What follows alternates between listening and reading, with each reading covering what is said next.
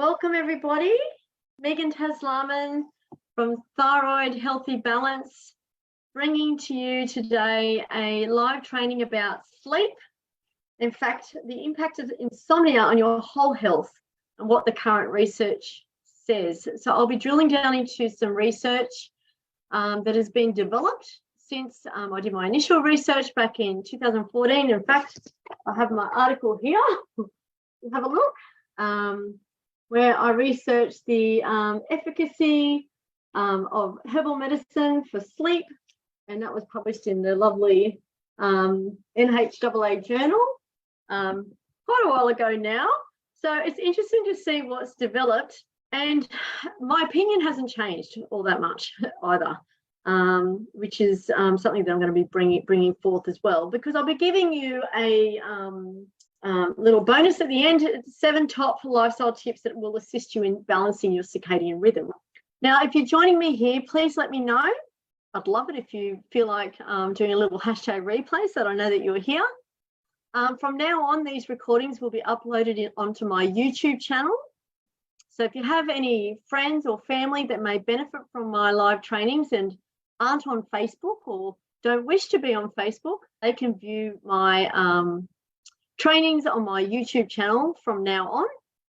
And also, just to let you know, before we get started, in a few weeks' time, my website will be live, and I will be doing a deep research blog article each month. Well, actually, no, I'm not putting a time on it. When I feel the energy and when I feel the need, but essentially as a framework, once a month, where I'll be articulating what I really teach in these lives through written form as well, just to kind of get the word out there a little bit more. All right, so today is all about insomnia. So if you're here and or if you know anybody that suffers from sleep issues, just know that it is very, very common.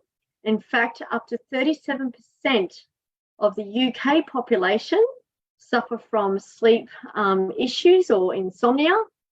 And this is from research which is quite a while ago. So we're talking 10 years ago when they actually quantify these things. And in the US, up to 20%. In fact, they can't even put a finger on it, between 7 and 20%. And this is just a culmination. It could be people that are suffering from primary insomnia, where it's mainly sleep is the issue, or secondary insomnia, where their sleep is impacted because of another issue.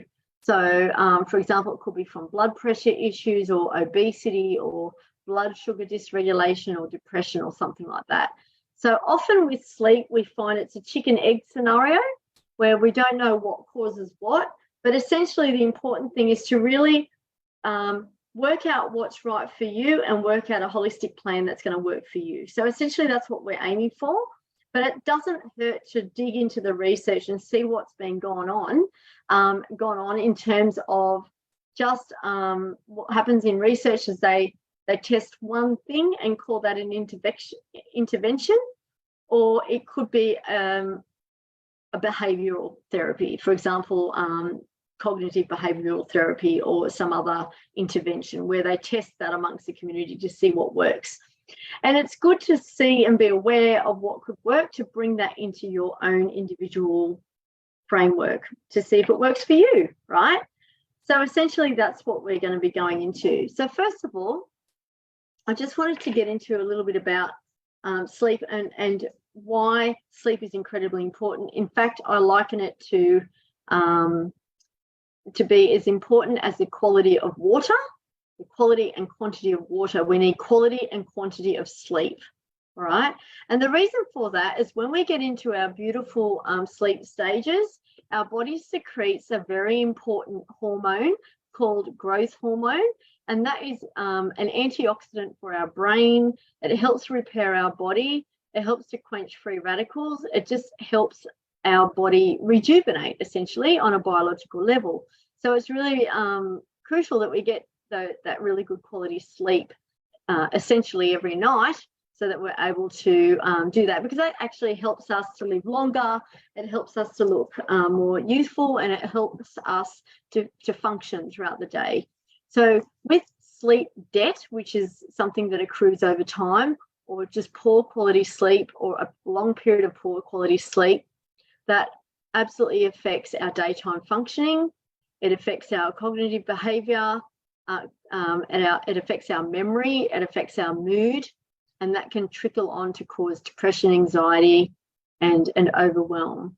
Now, linking that to thyroid, that can absolutely be an exacerbating factor for thyroid issues, which is why, look, I didn't actually say that this is about sleep and thyroid, because sleep is one of those fundamental health factors for all areas of health and wellness, for optimal wellness.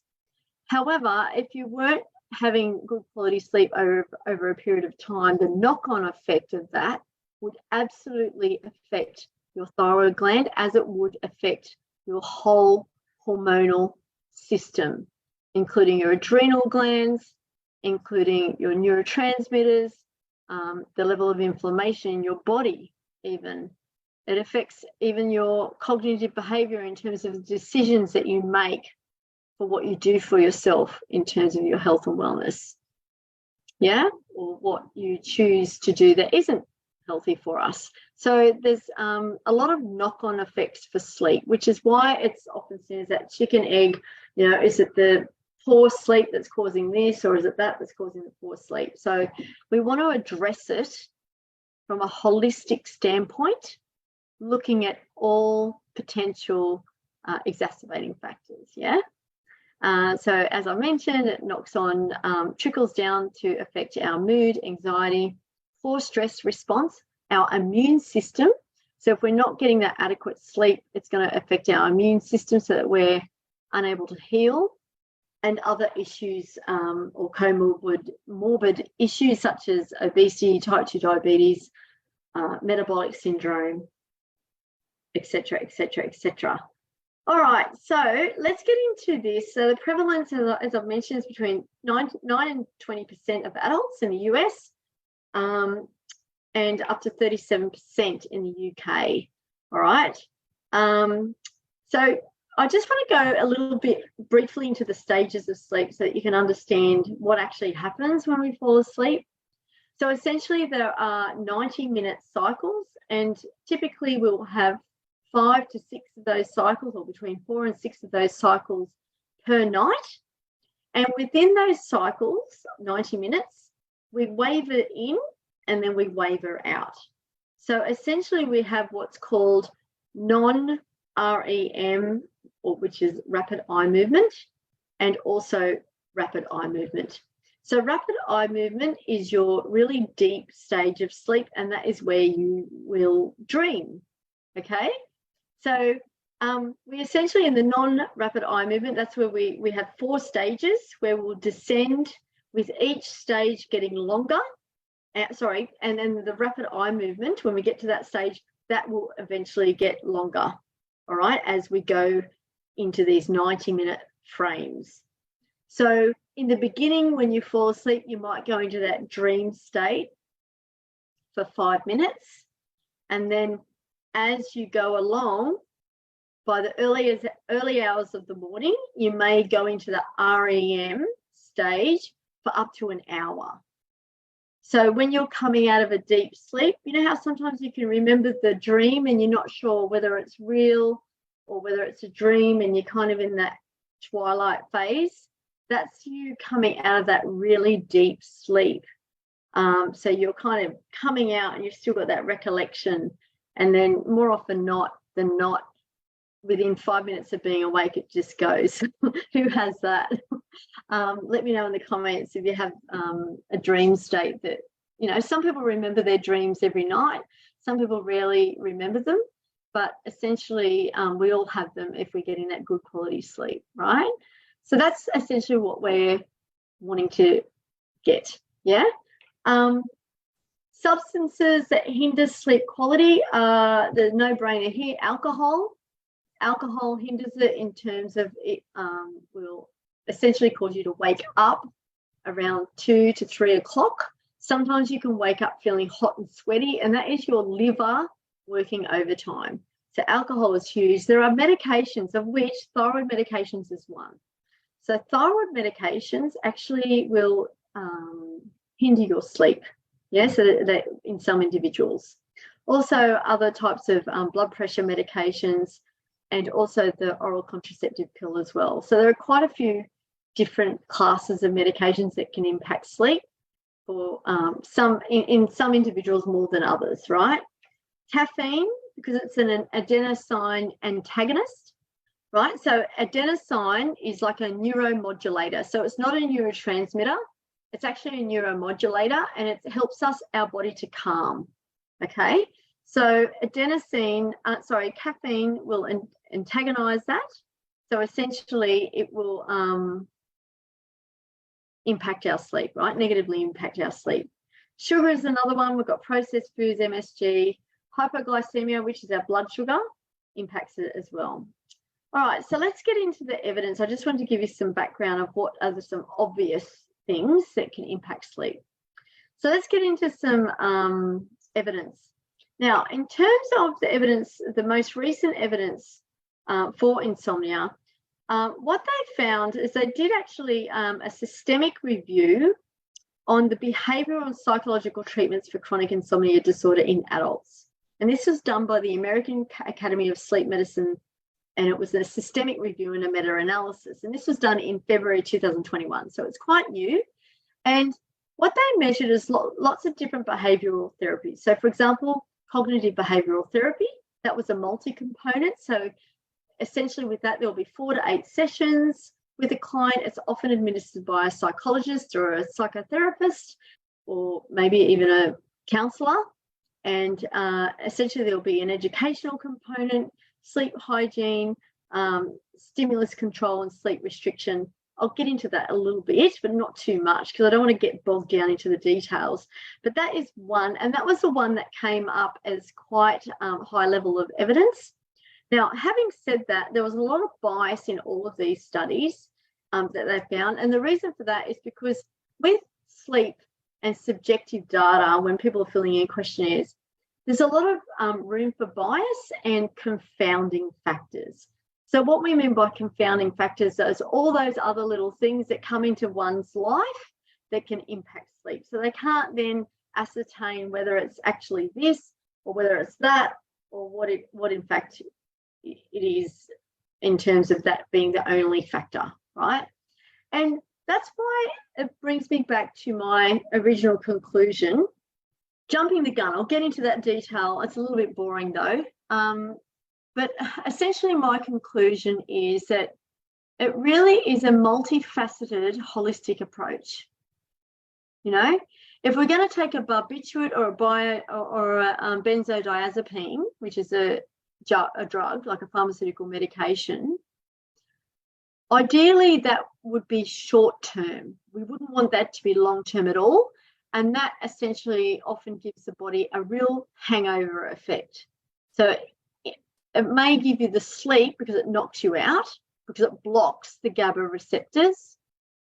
Sorry, it's GABAergic. I get mixed up.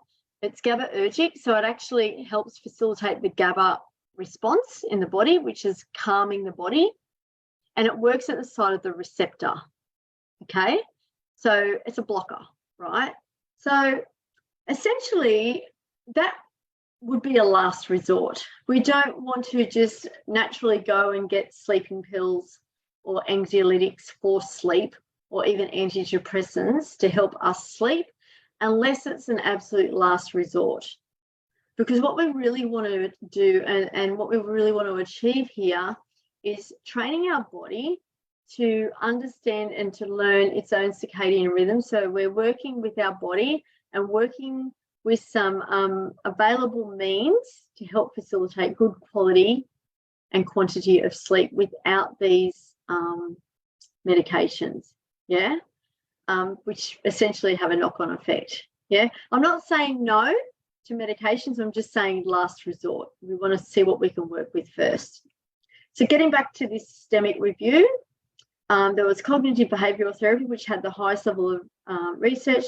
Brief therapy, stimulus control, which is about bedroom association, so making sure that the bedroom is only associated with for sleep sleep and sex, actually. Sleep restriction therapy, which is another single component. So that is time in the bed is limited to the sleep duration. So there's no time in the bed reading or doing any other activity. Yeah. So this is kind of training the neuronal pathways. Relaxation therapy, and this was a single component that they used it as an intervention, which is examples of this is abdominal breathing, muscle relaxation, guided imagery and meditation. They had cognitive therapy as a single component, which is, thought records on behavior to help with performance anxiety with sleep. So some people associate with sleep with the inability to go to sleep, so they start getting anxious around that. Yeah, so this is an intervention that will help with that. There was also the sleep hygiene, which is what we often talk about with naturopathy, making sure you have really good quality sleep hygiene. Biofeedback, which was a device, not too much of a fan of that. Paradoxical intention, which is basically staying awake as long as you can as a challenge and then falling asleep. Not sure about that one. Intensive sleep retraining, which is actually helping you with sleep onset, so the ability to get to sleep more quickly, and then mindfulness meditation. So as you can see, there are 11 different interventions that were researched and collated for this systemic review. And the main one that came out tops was the cognitive behavioral therapy. So that's that in a nutshell. Yeah, a lot of bias, nothing really clear cut there. So I'm now going to go into the biological components of herbal medicine. Yeah, so for example, valerian. When I did my research back in 2014, there were 5 clinical trials that were of quite good quality evidence, in terms of the inclusion criteria for valerian. Since then, there are now 20. So valerian still remains to be the most widely studied herb. And the one good thing about valerian is it has a great safety profile. And it works better in some individuals than others because it also has a little bit of an amphoteric approach. For some people, it will help stimulate, and for other people, it will help to calm and relax. For the majority of people, it will help to calm and relax, right? So essentially, it is worth giving it a try. There is no hangover effect with valerian, and the quantities studied went up to 600 milligrams, between 300 and 600 milligrams. And for all of the studies, having it every night, so you can have it as a herb. The tea would taste very strong and quite, I equate valerian to the smell of smelly socks in terms of the essential oil. It's got very earthy smell, but I'm talking about herbal medicine preparations. So they could be in tablet form or in herbal medicine form, like in terms of liquid form. But essentially it's more tablet form, right? So, but that I wouldn't recommend having valerian without it being coupled with a holistic plan for yourself, right? So I'll just explain how valerian works. So essentially the constituents are the valproates and the valerianic acids and valerianol as well, right? And they work on the GABA receptors, so the GABAergic system, which is to help calm. So hence valerian is also seen as a great herb for anxiety as well. And they also work on the adenosine, with adenosine, which is, it's actually an adenosine agonist, which basically means that it helps to facilitate that sense of calm. So with valerian, there is no hangover effect at all. So it's really quite safe. So no major reported incidences there. So that's valerian. There's also kava. Now, kava has been very well studied for the kava-lactones for its anxiolytic properties. In fact, it has A-grade research for anxiety. So if your sleep is associated with anxiety, Kava would be a really good herbal preparation to take. It traditionally comes from the Pacific Islands region, and they used to have like kava ceremonies. But it's quite a good herb that you could take for anxiety. In fact, for situational anxiety or social anxiety, it is really, really a great herb for that. Chamomile is a well-known household brand, and chamomile is just one of those easy, safe herbs where we gain most of its constituents from the humble chamomile tea bag. So that is just a really, really easy one to integrate. In fact, just with hot water alone, we get the bisabolol and the apigenin, which are the flavonoids in chamomile, and for different individuals, they can help facilitate sleep. Look, we're not talking knockout here. We're not talking knockout at all. I'm not talking hypnotic. Although in the herbal medicine world, hypnotic does take on a different meaning. It doesn't actually mean knockout. It means to calm and relax. So essentially, chamomile will help with the nervous system. So if you're already doing all of the other good things, which I'll go through at the end of today's live, for good sleep hygiene, chamomile will be a great herb to facilitate that. Yeah.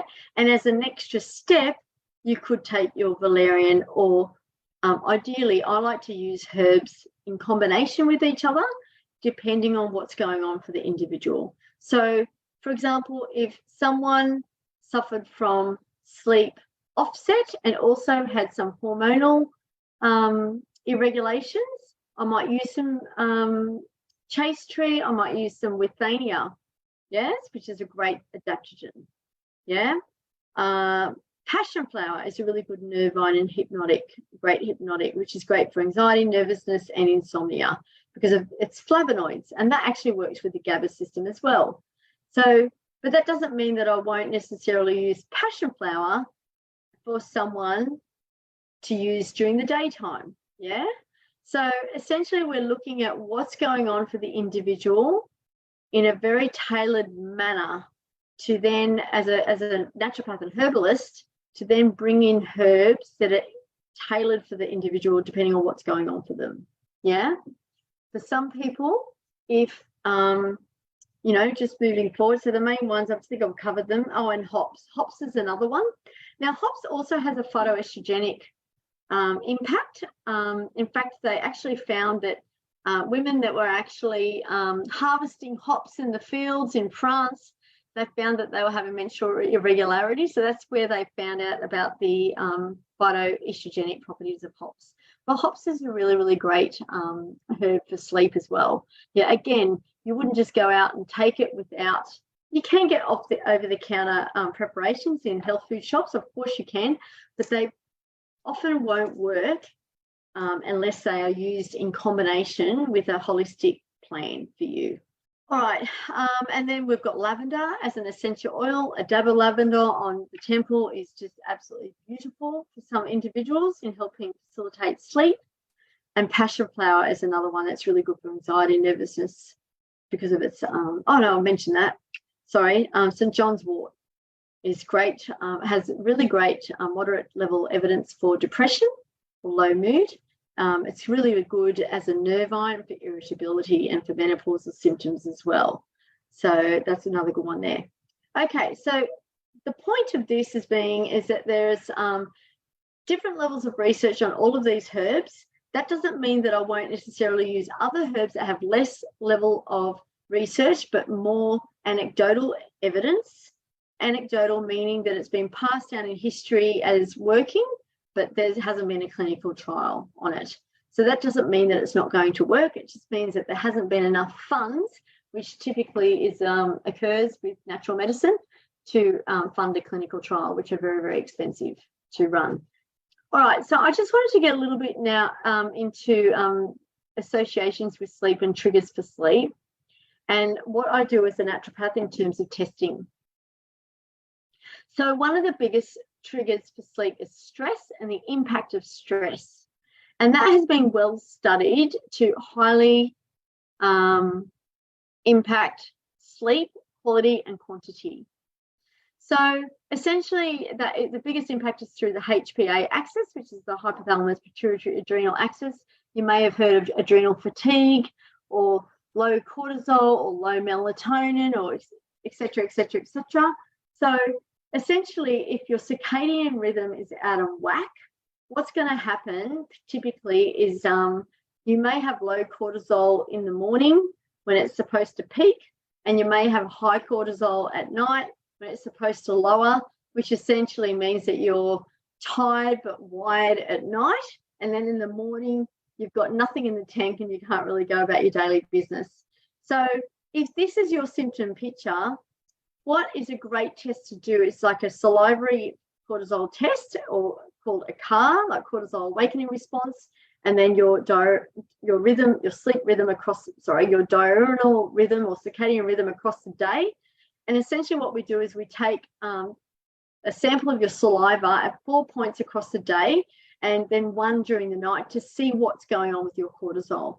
And that can really give a lot of information about your stress response and what's going on with that. Yeah. And the influence of that on our body. Because essentially what we want and what we're looking for is for cortisol to peak about 1 hour after we wake up.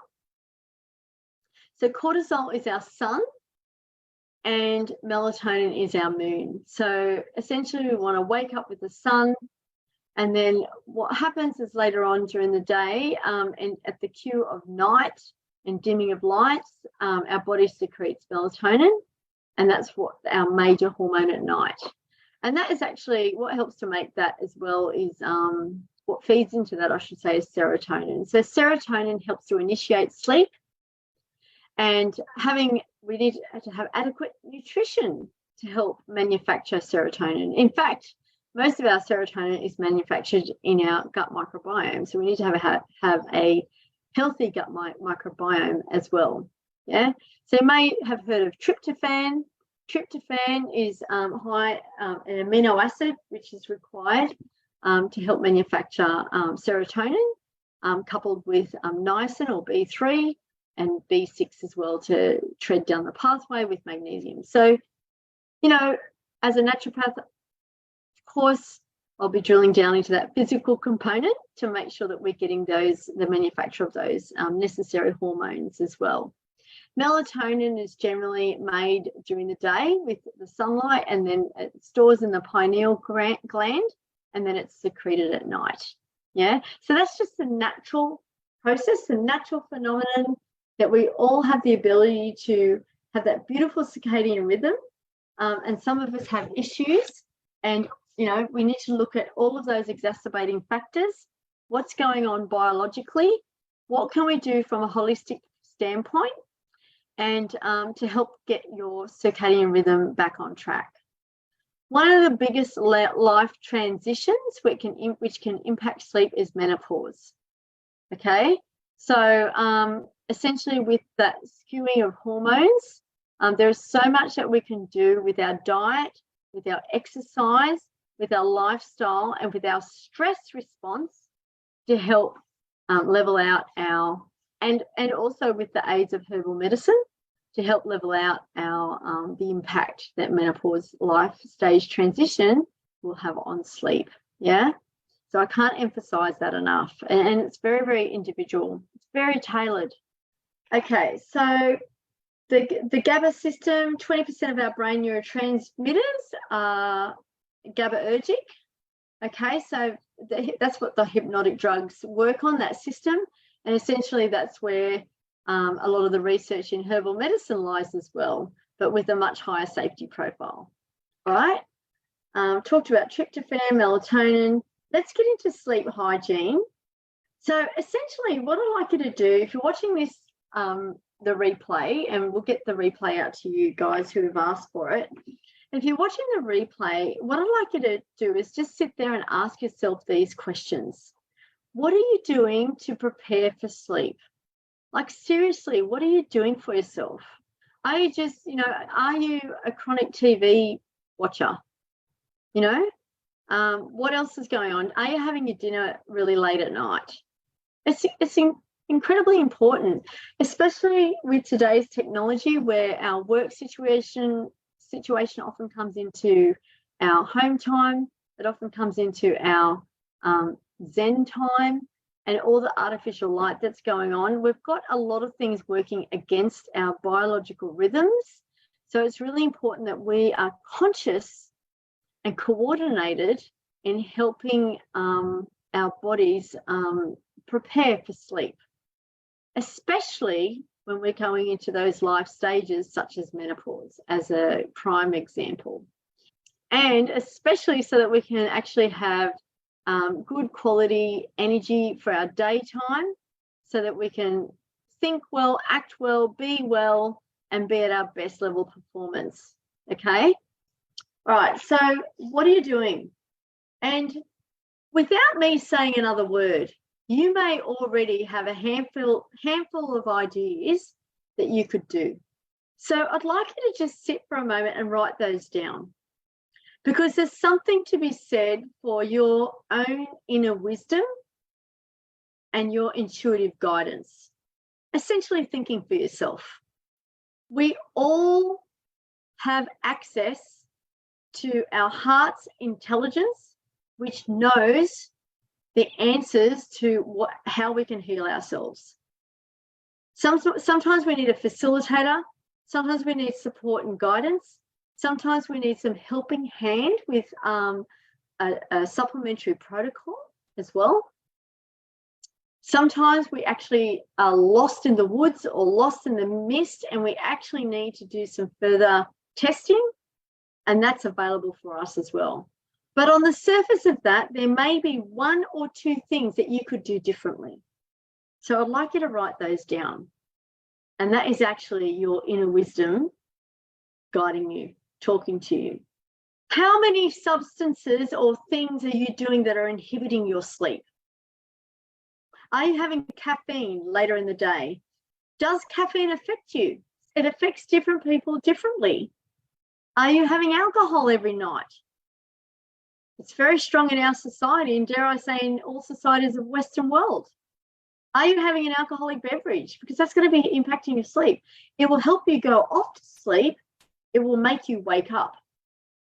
And it will disallow you from getting into those fundamental deep stages of sleep, right? And will also mean that you'll need to get up and go to the loo, which is going to impact your sleep, right? So what's going on there? What about medications? Have you looked at the side effects of your medications? What about the combinations of medications? The timing of medications? Yeah. What about your eating habits? Are there any stimulating foods that are actually impacting your sleep? So any of these in isolation may or may not be impacting your sleep, but in culmination together, they may be hindering your sleep. Exercise. Essentially, we need to get at least 20 minutes of exercise, working at least 60 to 70% of our heart rate each time. What is your exercise like? Are you able to break out into a run or a very, very fast pumped walk where you're getting your heart rate up for 20 minutes? Bare minimum. That is the bare minimum to help with sleep. Dare I say we need to increase that for whole health and wellness abundance, yeah? But that is the bare minimum. Have a look at that. What are you doing for your downtime? How are you transitioning from your day workspace to your evening downtime? And if you're a shift worker, and I've worked with many shift workers before, it is hard. It is really, really hard. It is very, very difficult to get a patterning and a rhythm, because you're going against the fundamental elements of nature with shift work. But if you're a shift worker and you need some help, you can reach out. There are still some strategies for you. But everyone needs to be looked at, and you know, we all need to honour ourselves as an individual, in addition to taking what evidence is available for us, to integrate that with a holistic plan for ourselves. Because gaining good quality sleep, quality and quantity of sleep, is multifaceted. It's not just one thing. And then I'll also go into What is your environment like in your bedroom? Do you have an electric meter box outside your bedroom wall? Is the neighbouring room to your bedroom, does it have the kitchen where there's a fridge and oven, which actually emits electromagnetic frequency whilst it's switched off by up to 2 meters? Is your bed head against that wall? So start to dig deep into your own individual picture to formulate the puzzle. What's the air quality like? Is your house along a busy road where you're getting all the particulate matter from the busy road? Is there fresh air coming into the room? What about dust particles? What about electronic gadgets? The amount of people, clients that I treat, still have, I'm surprised, the phone is next to the bed. The phone is on the bed head. Huge no-no, huge. I cannot stress that enough. We as a society do not know enough about the impact that the electromagnetic frequency will have on our brain waves for our future health, let alone our nightly sleep. We do not know. So I like to hedge my bets and just take the approach that I'm going to switch that little thing off.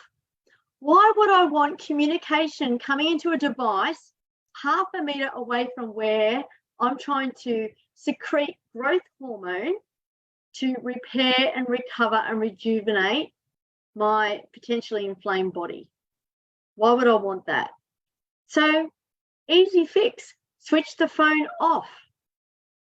One step further, put the phone outside the room. If you can't switch it off and you need an alarm, put it onto flight mode.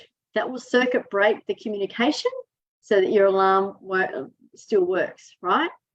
I even go one step further. I'll switch off the modem in the house. That's just a given in our household. Switch the modem off.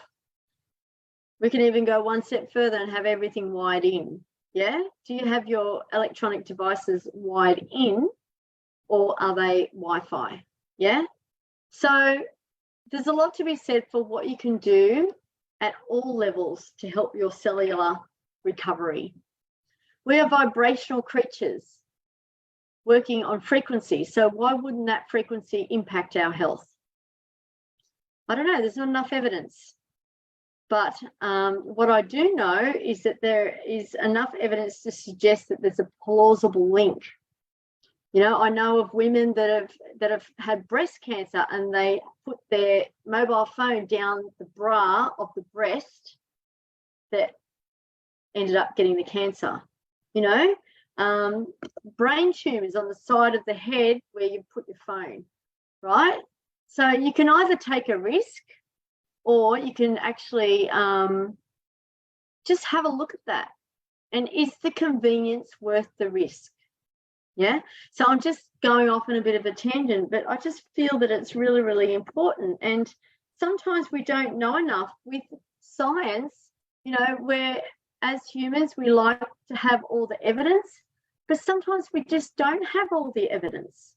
And sometimes you see all these plausible links by all these things that people do, and it's not until like 10 or 20 years' time that all this evidence, because of this new technology, comes out and they can actually piece it together and say, aha, so that's what it was. Oh, sorry, guys. Sorry, we didn't know Wi-Fi. We didn't know the 5G towers were going to impact you. Sorry about that, cancer. You know, I just had prickles down my neck. But anyway, look, we can only do what we can do. This is not about fear-mongering at all. Not about that at all. But it's about taking control and ownership of what we can actually do for ourselves as a society, as individuals, and for our children as well with what we know. Yeah? All right, so I've really gone off onto a tangent. So let's just go into the 7 top lifestyle tips that can assist you in balancing your circadian rhythm. So the first one is to honour your sleep hygiene. Sleep hygiene. So it's quite a well-used term. And basically it's talking about how you prepare for sleep. Yeah. So for example, I'm happy to share this. I have not watched TV, mainstream TV, for going on 3 years now, about 2.5 years. Yeah, no, nearly 3 years. Yeah, and do I miss it? No. Oh my gosh, I can't believe how much time I wasted with that idiot box. Yeah. So having switched the TV, I don't watch the TV, but it's still on because other people in the house use it essentially, but I don't use it, and I find that my sleep is just so much better because I just don't even have that going on anymore. It's just not even part of my life. Yes, do I watch documentaries and programs? Yes, of course I do, but you know, in a time frame that's not going to impact my sleep. Yeah. In terms of Wi-Fi and using my phone, yep, sometimes it goes into the night. Most times it doesn't. I operate on a 80-20 rule, and sometimes if I find that my work's going in, I just go, nah, that's it. For example, on the weekend, my phone was off on flight mode until about, I think, 9 o'clock in the morning or 10 o'clock in the morning. I did that deliberately so that I could have some time away from device. Yeah. And that essentially is going to beneficially impact my sleep at night, right? So that's just what I do. Sometimes if my body is feeling really tired and if my mind has been overworked, I'll have an Epsom salt bath with some beautiful essential oils, and I'll do that in the evening before dinner. Then I'll, early evening, then I'll have dinner, and then I'll lately we've been playing backgammon. So, so board games, just something that's quite cathartic, something that doesn't really excite you too much. That can be all part of your sleep hygiene. Designating the room for sleep. So this was in one of the studies that they studied. They called it, what did they call it? Let me just find what they called it. They called it, stimulus control. So they actually called, I didn't even know that was a thing, but that intervention was called stimulus control, where the time for bed is only limited to bed or sex, right? So I know my bedroom it doesn't even have a PowerPoint in it. All we have is the light, and we actually have a ceiling fan with that light, and that's it. We have nothing else. I don't even read in the bedroom. I'll read outside and then I'll go to bed. Yeah. So just ensuring that you've got no electronic devices, just what I was talking about with the phones. TV, big no-no. Why do people have TVs in their bedroom? I don't get that.